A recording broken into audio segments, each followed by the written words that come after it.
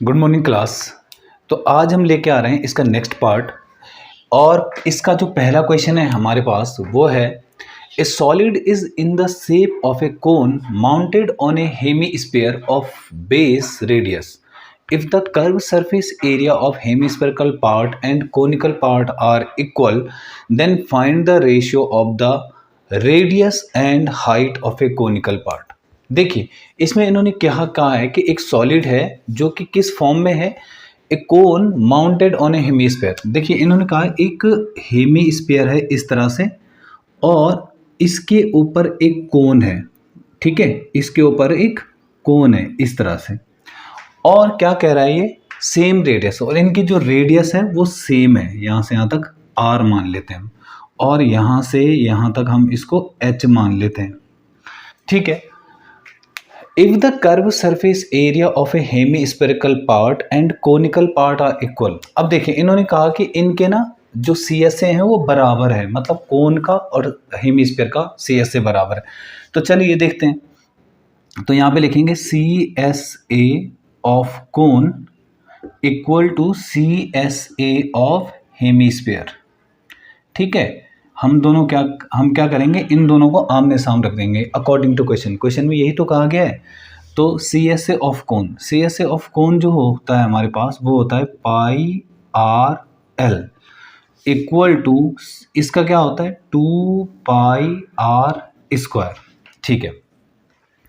अब हम क्या करेंगे, देखें इससे यहाँ से ये पाई से पाई कैंसिल और यहाँ से ये r से r कैंसिल, तो L इक्वल टू हमारे पास आ रहा है 2r, सही है। अब यहाँ पे क्या कह रहा है, ये इतना हमारा एक रिजल्ट है जो कि हमारा काम आएगा। Then find the ratio of the radius and height of a conical part. अब देखिए हमें क्या निकालना है, रेशियो निकालना है, ठीक है, ratio of height and radius, height and radius. अब देखिए रेशियो किसका निकालना है, find the ratio of the radius and height. अब देखो पहले रेडियस है तो पहले रेडियस रखेंगे, रेडियस कितनी है r, और अपॉन में हाइट कितनी है h, सही है, हाइट h है। अब देखिए हमारे पास एक फॉर्मूला और होता है हमारे पास कि L स्क्वायर बराबर h square plus r square, सही है। तो देखो L की जगह मैं क्या रख सकता हूँ, 2r का होल स्क्वायर बराबर h स्क्वायर और प्लस r स्क्वायर। तो ये बन गया हमारे पास 4r स्क्वायर, इसको यहाँ लाओ माइनस r स्क्वायर बराबर h स्क्वायर, तो 3r स्क्वायर बराबर h स्क्वायर। तो इसका मतलब h की जो वैल्यू है वो हमारे पास कितनी आ रही है, r अंडर रूट 3, क्योंकि जब यहाँ से स्क्वायर हटेगा तो वहाँ अंडर रूट लगेगा। तो मैं क्या करूँगा, जहाँ पर h है ना वहाँ पे मैं r अंडर रूट 3 रख दूंगा। तो देखो r अपॉन में h की जगह मैं क्या रख सकता हूँ, r रूट 3, इसको इससे काट देंगे तो हमारा आएगा 1 बाई रूट 3। तो इसका मतलब 1 रेशियो रूट 3 हमारा आंसर हो जाएगा। ओके, चलिए देखते हैं next question. The sum of length breadth and height of a cuboid is 6 root 3 centimetre and length of its diagonal is 2 root 3 centimeter, then find the total surface area of cuboid। देखिए जो चीज़ given है ना पहले उसी को हम लिख लेते हैं पहले, ठीक है। तो देखो sum of length breadth and height, तो देखिए इनका मतलब है कि L plus B plus H जो है वो गिवन है 6 रूट 3 के बराबर। एक तो ये चीज़ गिवन है और डायगोनल दे रखा है, diagonal of cuboid, diagonal of cuboid दे रखा है वो कितना 2 रूट 3। तो देखिए डायगोनल ऑफ क्यूबॉइड का हमारे पास एक फॉर्मूला होता है कि d जो है वो बराबर होता है under root L square plus B square plus H square के बराबर। तो हम क्या करेंगे, जो ये इक्वेशन दी है L plus B plus H equal to 6 root 3, ठीक है। एक तो ये चीज़ गिवन है, एक ये वाला पता है हमें, तो हम क्या करेंगे इसको ले लेते हैं। तो पहली वाली इक्वेशन हमारे पास ये है, हम क्या करेंगे स्क्वायरिंग बोथ साइड करेंगे, ठीक है। तो इसकी हम स्क्वायरिंग बोथ साइड, तो अगर हम स्क्वायरिंग बोथ साइड करें तो देखो क्या हो जाएगा, l plus B plus H का होल स्क्वायर बराबर 6√3 का होल स्क्वायर। तो जब मैं इसका स्क्वायर करूंगा तो इसका यहाँ पे फॉर्मूला लगेगा a square plus B square plus C square. ठीक है, तो l square plus B square plus H square plus 2lb plus 2bh और प्लस 2hl इक्वल टू 6 का होगा 36 और √3 का होगा 3, तो 36 इंटू 3 इक्वल टू 108। तो हम क्या करेंगे, L square plus B square plus H square और प्लस एक काम करते हैं, इसमें से 2 कॉमन ले लेते हैं, तो L B plus B H plus H L equal to 108। अब देखिए इतने की वैल्यू तो हमें पता है ना, हम क्या करेंगे यहाँ पर इस वाली इक्वेशन में देखो, यहाँ पे d की वैल्यू दे तो रखी है 2√3 बराबर under root l² plus B square plus H square. सही है, इसमें भी मैं स्क्वायरिंग बोथ साइड करूँगा, तो यहाँ पे स्क्वायरिंग बोथ साइड करूँ तो यहाँ पे आएगा 4 3 जा 12 equal to l² plus B square plus H square. जब यहाँ पे स्क्वायर करूँगा तो स्क्वायर से ये अंडर रूट हट जाएगा। ठीक है, हमारे पास ये आ गया, इतने की वैल्यू हमें पता है, मतलब l² plus B square plus H square. इतने की जगह मैं सीधे 12 लिख सकता हूँ, तो मैंने यहाँ पे लिखा 12 plus 2lb plus B H plus H L equal to 108। अब एक काम करते हैं, देखो जो ये 12 है ना इसको वहाँ ले जाते हैं, तो हमारे पास बचेगा 2lb plus B H plus H L equal to 108 minus 12। तो ये आएगा 2lb plus B H plus H L equal to 8 में से 2 गया तो 6 और 10 में से गया 9 और ये, तो हमारा आ गया 96 सेंटीमीटर स्क्वायर। क्योंकि हमें क्या पूछा गया था, टीएसए पूछा गया था, तो ये फॉर्मूला तो होता है टीएसए का, टीएसए मतलब टीएसए ऑफ क्यूबॉइड क्या होता है 2lb plus B H plus H L. तो हमारा आंसर आएगा 96 सेंटीमीटर स्क्वायर। ओके, चलिए देखते हैं next question. A piece of a wire 22 centimeter long is bent into the form of an arc of a circle subtending an angle of 60 degree at the center. Find the radius of a circle. इन्होंने कहा एक wire था हमारे पास, हमने उसको bent किया मतलब घुमाया और उससे एक आर्क बनाई, किसी भी सर्कल की जो आर्क होती है। मतलब सोचिए कि हमारे पास ये एक सर्कल है, ठीक है, हमारे पास एक सर्कल और हमने जो ये तार था हमारे पास, मान लो सोचो ये तार था हमारे पास और जिसकी लंबाई कितनी थी 22 सेंटीमीटर थी। ये हमारा एक तार था, हमने इसको बेंट किया, हमने इसको घुमाया और घुमाने से जो हमारे पास ये तार है, ये हमने एक आर्क बनाया इसका ऐसे, जो कि ये जो आर्क है ये एंगल जो बना रही है यहाँ पर जो एंगल बना रही है वो 60 डिग्री का एंगल बना रही है। कितना बना रही है 60 डिग्री का एंगल। और ये तार जो है 22 सेंटीमीटर, जब मैं इसको मोड़ के ऐसे बनाऊंगा तो इसकी जो लंबाई है वो बदल थोड़ी जाएगी, लंबाई तो सिंपल रहेगी ना, इसकी 22 सेंटीमीटर ही रहेगी। तो हमें क्या निकालना है, हमें निकालना है जो रेडियस है सर्कल की, वो निकालना है। अब देखिए यहाँ पे ये जो है ना 22 सेंटीमीटर ये गिवन है, जो ये क्या है आर्क है, तो आर्क लेंथ का हम सबसे पहले फॉर्मूला लगाएंगे। ठीक है, तो हमें पता है आर्क लेंथ का जो फॉर्मूला होता है हमारे पास वो होता है θ/360 इंटू 2πr। तो जो चीज़ गिवन है सबसे पहले हम उसी का फॉर्मूला लगा रहे हैं। तो देखिए हम क्या करेंगे, आर्क लेंथ गिवन है तो हमें कितनी 22, थीटा की जगह 60 गिवन है और अपॉन में 360 इंटू 2π की जगह 22/7, आर की जगह नहीं पता, रहने दीजिए। तो यहाँ से मैंने इसको काटा 6 बार, ठीक है, और 2 से फिर इसको काट दिया तो 3 बार, और इसका इंटू करेंगे तो 66, मतलब 3 और 22 का, तो 66 अपॉन में यह आएगा 22 और इंटू 7, और यहाँ आर अकेला छूट जाएगा, मतलब जो चीज़ यहाँ इंटू थी वहाँ जाके डिवाइड गई और जो चीज़ यहाँ डिवाइड थी वहाँ जाके इंटू गया। तो 11 से काट सकता हूँ मैं इसको, 11 2 जा और 11 6 जा, और इसको इससे काटेंगे तो 3 टाइम्स, तो आर की जो वैल्यू है 7 3 जा 21 सेंटीमीटर। हमारे जो रेडियस है वो कितनी आ जाएगी 21 सेंटीमीटर। ओके, तो चलिए देखते हैं नेक्स्ट क्वेश्चन। तो नेक्स्ट क्वेश्चन है हमारे पास, a man A man in a boat rowing away from a lighthouse 100 meter high take 2 minutes to change the angle of elevation of top of the lighthouse from 60 degree to 30 degree. Find the speed of the boat in meter per minute. Okay तो इन्होंने कहा है कि एक light house है और वहाँ से एक आदमी जो है लाइट हाउस से दूर जा रहा है और वो क्या करता है, उसे 2 मिनट में वो अपना एंगल ऑफ एलिवेशन चेंज करता है। मतलब पहले 60 डिग्री बन रहा था, उसके बाद जो है 30 डिग्री बनने लग गया।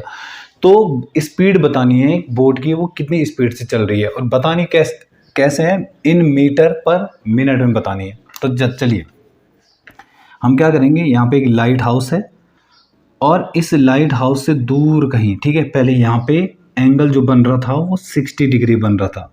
तो पहले एंगल बन रहा था 60 डिग्री और कुछ देर बाद एंगल जो है वो अब 30 डिग्री बन गया। यहाँ पे अब 30 डिग्री बन रहा है। तो हम मान लेते हैं ये ए है, ये बी, ये सी और ये डी। तो यहाँ से यहाँ तक की जो डिस्टेंस है मैं इसे मान लेता हूँ कि ये एक्स है और यहाँ से यहाँ तक की डिस्टेंस में मान लेता हूँ कि वो वाई है। और जो ये लाइट हाउस है ये 100 मीटर है, ठीक है, 100 मीटर हाई। तो पहले मैं ले लेता हूँ in triangle A B C, in triangle A B C. तो देखिए इस ट्रायंगल ए बी सी में क्या लिखूँगा, 1060 बराबर परपेंडिकुलर कौन है, 100 अपॉन में बेस कौन है बताइए, x। तो 1060 की वैल्यू होता है हमारे पास √3 बराबर 100 अपॉन में x। इस x का इंटू यहाँ कर दीजिए, तो x बराबर 100 अपॉन में √3। ये बनी हमारी इक्वेशन नंबर 1। ओके चलिए अब आते हैं A B D, in triangle A B D. अच्छा ए बी डी में देखिए, ए बी डी में मैं क्या लिख सकता हूँ, 1030। क्यों 1030 क्यों ले रहे हैं, क्योंकि ये एंगल इस बड़े ट्रायंगल में एंगल कितना बन रहा है, 30 डिग्री बन रहा है ना, तो हम 30 तो लेंगे। तो 1030 बराबर परपेंडिकुलर कौन होगा, 100। इसके लिए परपेंडिकुलर यही तो रहेगा सामने, परपेंडिकुलर अपॉन में बेस की जगह x प्लस वाई। क्यों, देखिए यहाँ से ये जो बड़ा ट्रायंगल है ना, इसके लिए बेस b से लेकर पूरा d तक है, बी डी, तो ये x प्लस वाई। अच्छा तो 1030 वैल्यू होती है 1/√3 बराबर 100 अपॉन में x प्लस वाई। कर दो इसका क्रॉस मल्टीप्लाई, इसका यहाँ और इसका यहाँ, तो यह आएगा x प्लस वाई बराबर 100√3। तो x की वैल्यू रख सकते हैं हम यहाँ पे 100 अपॉन में √3 प्लस वाई इक्वल टू 100√3। तो एक काम करते हैं, इस y को यहीं रहने देते हैं और ये बनेगा हमारे पास 100√3 और इसको उठाओ और माइनस 100 अपॉन में √3। इसका इंटू यहाँ करेंगे तो y बराबर 300। क्यों, 100 तो पहले से √3 और √3 इंटू हो जाएगा तो 300 ही तो बनेगा। 300 माइनस 100 अपॉन में √3, तो कितना आ रहा है, 200 अपॉन में √3। तो y की वैल्यू आ रही है हमारे पास 200 अपॉन में √3 मीटर। ओके अब ये स्पीड पूछ रहा है बोट की। अब y कौन सी है, यहाँ से लेकर यहाँ तक की जो डिस्टेंस है ना, ये है y। अब यहाँ से यहाँ तक जाने में उसे 2 मिनट लगते हैं। क्यों, उसने क्या कहा कि 2 मिनट में वो अपना एंगल चेंज करता है, पहले 60 डिग्री बन रहा था और 2 मिनट बाद 30 डिग्री बन रहा है। इसका मतलब इतनी डिस्टेंस कवर करने में उसे 2 मिनट लगते हैं। तो हमारा जो स्पीड का फॉर्मूला होता है वो क्या होता है, डिस्टेंस अपॉन में टाइम। तो हम क्या करेंगे, स्पीड निकालेंगे। तो देखिए स्पीड जो है वो होता है डिस्टेंस अपॉन में टाइम। अब देखिए स्पीड जो है वो आ जाएगी हमारी, डिस्टेंस कितनी है 200 अपॉन में √3 और अपॉन में टाइम कितना है 2 मिनट। तो इसका इंटू यहाँ हो जाता है, तो यह आ गया 200 अपॉन में 2√3। तो इसको इससे रिड्यूस करेंगे तो 100√3। तो ये कह रहा है कि 1.732 ये किसकी वैल्यू है, √3 की। तो जब मैं इसको इससे डिवाइड करूँगा तो हमारा आंसर 57.73 अप्रोक्सीमेट इतना आएगा आंसर। तो हमारी जो ये स्पीड है यह आ गई है कितनी, मीटर पर मिनट। ये हमारा आंसर हो जाएगा। ओके एक बार देख लो इस क्वेश्चन को, अगर कोई भी प्रॉब्लम होती है तो एक बार दोबारा देखना इस वीडियो को, आपको समझ में आ जाएगा। ओके, चलिए देखते हैं नेक्स्ट क्वेश्चन। तो नेक्स्ट क्वेश्चन हमारे पास, फाइंड द मीडियन। देखिए आपको मैं बता दूं कि मोड, मीडियन और मीन, ये तीनों टॉपिक ऐसे हैं जो हर साल एग्ज़ाम में आते हैं। तो आपको जो है इन तीनों को ही तैयार करके रखना है। जैसे मीन निकालने के लिए हमारे पास इस बार केवल 2 ही मेथड है, एक डायरेक्ट मेथड और एक अज्यूम मीन मेथड। तो आप इन दोनों मेथड को ढंग से मतलब तैयार कर लें और आएगा पक्का। मीन, मोड और मीडियन में से कोई 2 तो पक्का आएंगे। तो आपको जो है कन्फर्म इनको जो है तैयार करके रखना है। तो देखिए हमारे पास क्वेश्चन है फाइंड द मीडियन, हमें मीडियन निकालना है। इसमें ये जो है एक अनग्रुप डेटा है, क्योंकि यहाँ पर हमें एक्स पहले से गिवन है और हमें यहाँ पे सी आई नहीं पता। ठीक है, तो सी आई से ही हम एक्स निकालते हैं। अब यहाँ पे देखो सी आई हमें इसलिए नहीं पता है क्योंकि ये अनग्रुप डेटा है। ग्रुप डेटा कौन सा होता है, जिसमें जो है क्लास इंटरवल गिवन होते हैं। तो देखो यहाँ पे एक्स आई पता है, एफ आई पता है। हम क्या करेंगे, सबसे पहले हम सी एफ निकालेंगे, कम्युलेटिव फ्रिक्वेंसी। वो कैसे निकलता है हमारा, 3 का हम 3 लिखेंगे, 3 और 5 8, 8 और 6 14, 14 और 7 21, और 21 और 8 29, और जो इनका सम है वो भी 29 होगा। तो हम क्या करेंगे, इसके बाद हम निकालेंगे n। n होता है समीशन ऑफ एफ आई, तो वो कितना आ रहा है 29। जब कभी भी हमारा n जो है ऑड आए, जब कभी भी हमारा n ऑड आए, तो हमारा जो मीडियन होता है, मीडियन वो हमारा क्या होता है बताओ, n + 1/2। तो मतलब 29 + 1/2 मतलब 30/2। इसका मतलब 15th टर्म, हमारा 15 टर्म हो गया हमारा मीडियन। अब 15 टर्म का पता कैसे चलेगा, देखो इसका मतलब क्या है, यहाँ पे जो 15 है ना वो 3 बार है। मतलब हमारा जो डेटा है वो कैसा है, 15 15 15। उसके बाद 21 5 बार है, तो मतलब 21 21 21। तो जो ये 15वां टर्म है 15 टर्म, वो कौन से पे आएगा, देखिए 3 और 5 8, 8 और 6 14, और 14 और 7 21। मतलब 14 के बाद जो ये 30 जो है ये कितने बार आ रहा है, 7 बार। तो इसका मतलब हमारा जो मीडियन है, जो हमारा मीडियन है वो कितना आ जाएगा 30। समझ में आ गया होगा आप लोगों को। देखो यहाँ पे ऐसा है ना, 15th टर्म, 15वां टर्म। देखो तो 15वां टर्म का मतलब क्या हुआ कि जो 15 है वो 3 बार लिखा गया है। ठीक, जो 21 है वो 5 बार लिखा गया है। तो देखो 3 बार तो 15 15 15, फिर 5 बार 21 21 21, तो यहाँ तक 8 टर्म हो गए। फिर 8 और 6 टर्म ये हो गए, तो 14 टर्म तो 21, मतलब जो ये 27 है वो 14वें टर्म तक आ रहा है। फिर 15वें टर्म पे कौन आएगा 30। तो हमारा आंसर हो जाएगा मीडियन = 30। ओके, चलिए देखते हैं next question. If the distance between of P, एक पॉइंट P गिवन है जिसके कोऑर्डिनेट है x, y from A and B are equal, then prove that 3x = 2y। Okay, तो हम क्या करेंगे, यहाँ पे इन्होंने कहा है कि एक पॉइंट P गिवन है, P पॉइंट गिवन है x, y, और ये कह रहा है कि 2 पॉइंट यहाँ पे ऐसे हैं A और B। ठीक है, तो मैं यहाँ पे मान लेता हूँ कि ये A है और ये B है। तो A के कोऑर्डिनेट जो हैं वो हैं 5, 1, और B के कोऑर्डिनेट हैं -1, 5। तो ये कह रहा है इस पॉइंट से और इस पॉइंट की जो डिस्टेंस है वो बराबर है।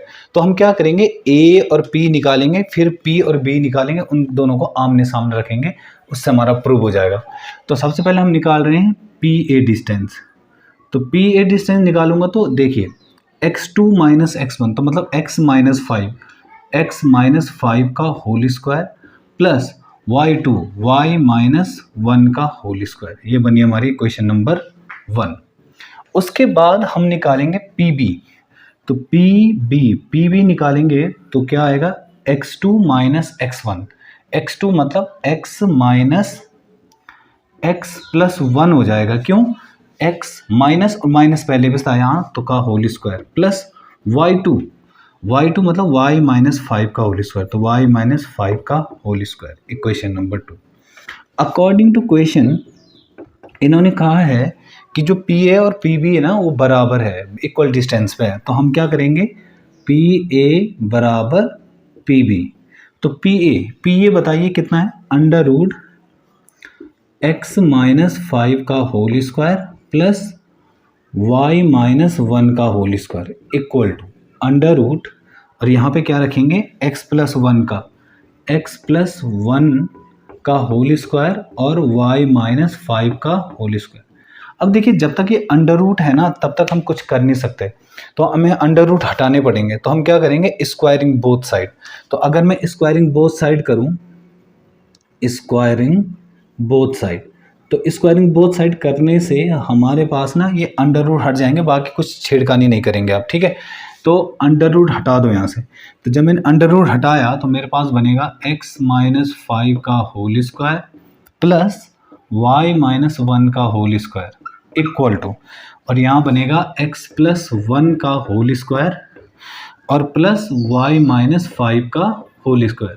तो देखो इसमें ना a माइनस बी का होल स्क्वायर से खोलेंगे हम इसको, तो क्या होगा a square plus B square और माइनस का 2ab मतलब 10x, और यहाँ पे a square plus B square minus 2y। यहाँ पे करेंगे तो a square plus B square plus 2ab मतलब 2x, और यहाँ पे a square plus B square और माइनस का 10y। तो देखिए क्या हो सकता है हमारा, देखो एक्स स्क्वायर से हमारा एक्स स्क्वायर कैंसिल हो सकता है, वाई स्क्वायर से वाई स्क्वायर कैंसिल हो सकता है, 25 से हमारा 25 कैंसिल हो सकता है। यहाँ से बचा है माइनस का 10x plus 1 minus 2y equal to 2x और माइनस का 10y और प्लस 1। अब देखिए यहाँ पे प्लस 1 भी है जो कैंसिल हो रहा है, ठीक है। तो इस 2x को यहाँ ले आओ, तो माइनस का 10x था और माइनस का 2x उधर ले गया, और इक्वल टू में माइनस का 10y इधर है और प्लस का 2y मतलब ये उधर चले गए। सेम सेम वेरिएबल मैंने एक तरफ किए, ठीक है। तो माइनस का 12x, सही है, 10 और 2 12, 12x इक्वल टू माइनस का 8y। तो हम क्या कर सकते हैं, इसको माइनस से माइनस कैंसिल कटा और हम इन दोनों में ना 4 4 का डिवाइड कर देते हैं, तो हमारे पास बनेगा 3x इक्वल टू 2y, ठीक है। और यही हमें प्रूव करना था। ओके, आई होप कि समझ में आ रहा है आप लोगों के। चलिए देखते हैं यहाँ पे next question. For what value of n are the nth term of 2 APs 63, 65, 67 and 3, 10, 17 are equal. इन्होंने कहा n की क्या वैल्यू होगी अगर इन दोनों APs के जो nth टर्म है वो इक्वल है। तो हम क्या करेंगे इस क्वेश्चन में, पहली AP का nth टर्म निकालेंगे, दूसरी AP का भी nth टर्म निकालेंगे और उन दोनों को आमने सामने रखेंगे, उससे हमें n की वैल्यू मिल जाएगी। समझ में आ रहा है आप लोगों को? ऐसा हम क्यों कर रहे हैं, क्योंकि जब पहली सीरीज़ का जो nth टर्म है और दूसरी सीरीज़ का जो nth टर्म है वो खुद क्वेश्चन में कह रहा है कि वो दोनों बराबर है, तो हम अकॉर्डिंग टू क्वेश्चन चलेंगे।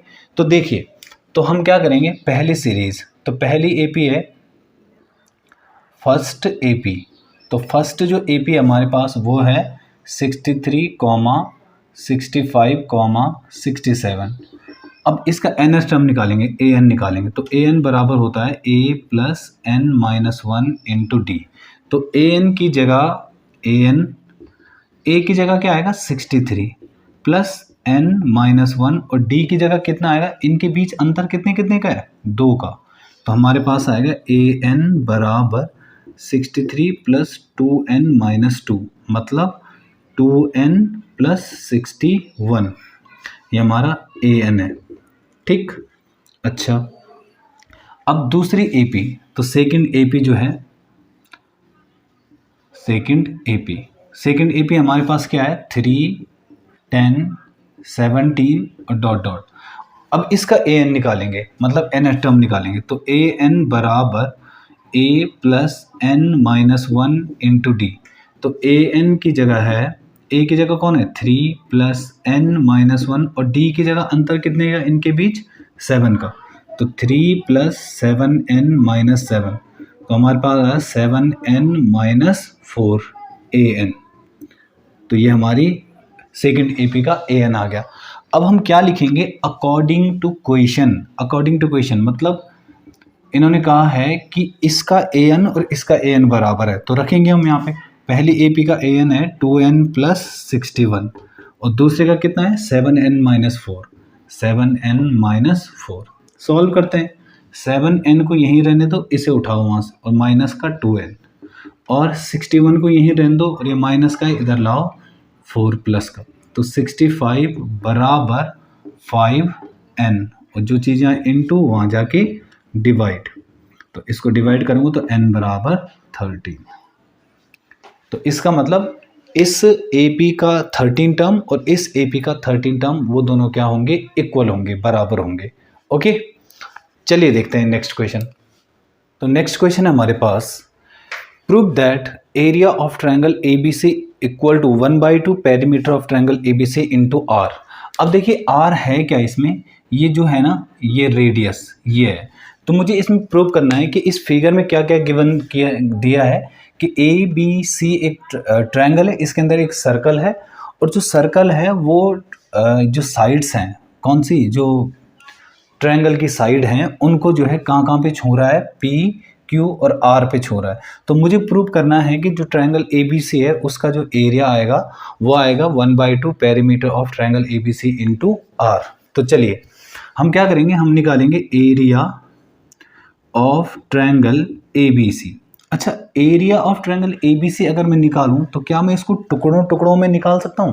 कैसे? देखो, इस बड़े ट्रायंगल को मैं ऐसा तोड़ सकता हूँ, एक ये छोटा ट्रायंगल ये वाला, ठीक है, एक ये छोटा ट्रायंगल है, उसके बाद एक ही इधर से है और एक है, तीन ये ट्रायंगल, इनको जोड़ के इन तीनों के एरिया को जोड़ के मैं बड़े ट्रायंगल का एरिया निकाल सकता हूँ। तो मैं क्या लिखूँगा, area of triangle OBC plus area of triangle AOC plus area of triangle AOB। तो बताओ, तीनों को जोड़ के मैं इसका एरिया निकाल सकता हूँ।